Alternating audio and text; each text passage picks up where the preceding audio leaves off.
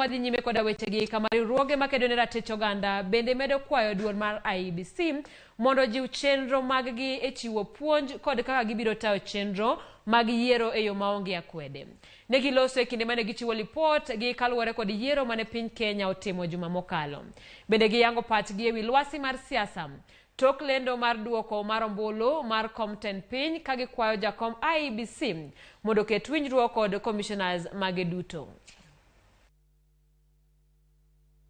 IEBC wakati huu wa kura hawakuweza kufikia vile viwango ambavyo wao huwa navyo vya kawaida, kwamba kura hizi za 2022 kidogo waliweza kushuka kile kiwango chao cha kuweza kufanya kazi, na ndiposa tukaona ukiukaji wa haki za binadamu tofauti hata zikiwemo haki za wale maafisa wa IEBC ambao malipo yalikuwa ni duni sana, ambapo walipewa wakati mdogo wa kuweza kujifunza kazi. I think lile pendekezo tulilitoa kwamba lazima hivi sasa Kenya iangalie masuala ya kuwa kila Mkenya anapochukua ID awe ni lazima amejisajili kwa kura, itasaidia kila mtu kuweza kupiga kura including hawa vijana.